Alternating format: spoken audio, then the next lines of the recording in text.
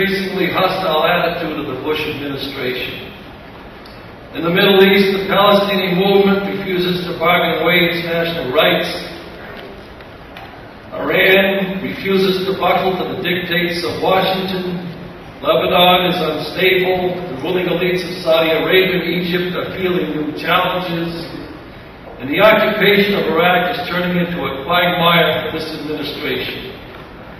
As the bloodshed continues and as the costs grow, the American people are becoming increasingly disenchanted with Bush's war.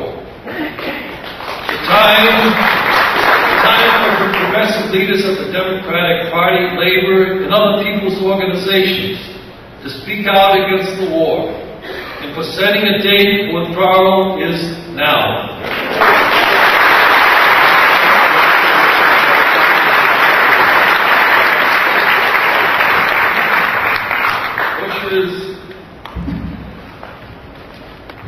Bush's speech earlier this week was an attempt to hold back exploding disillusionment and to justify a long-term presence of U.S. imperialism in Iraq, but he won't be successful. A few weeks ago, a bipartisan bill was introduced that sets October 2006 as a withdrawal date of U.S. forces from Iraq. While we would agree that a date should be set earlier, it is imperative that the peace movement presses hard the Bush administration and Congress to set a date for withdrawal. Such a demand will undoubtedly strike a responsive chord among the American people.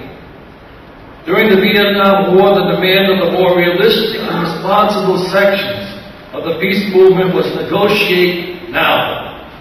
In today's circumstances, the demand that will give millions a voice in the struggle for peace is set the date now.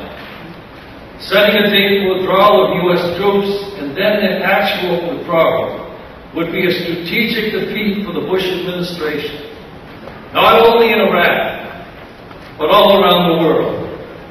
We create a better climate to settle other outstanding issues in the Middle East, beginning with the Palestinian-Israeli conflict.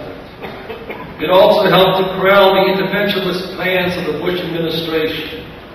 It would underscore the importance of political and diplomatic solutions to outstanding international issues, such as the blockade of Cuba, the status of the Korean Peninsula, Taiwan, and many others. As for the internal situation in Iraq, the Iraqi people are struggling to regain some normalcy in their lives and set their country on a democratic, non-sectarian, independent path.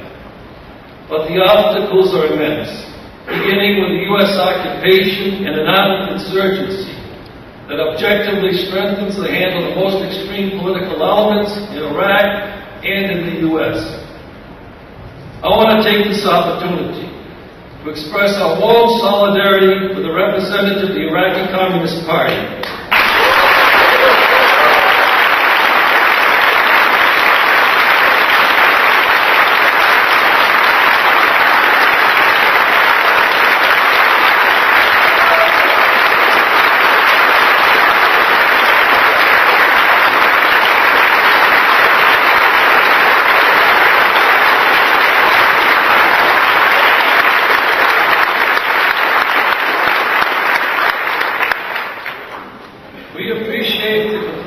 of your struggle, and will do everything that we can to assist you.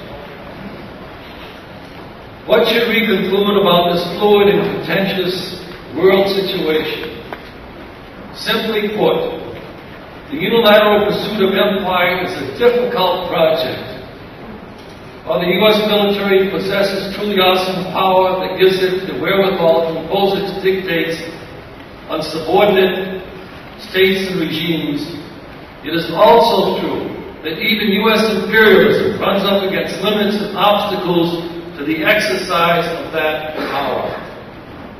More so than we initially appreciated.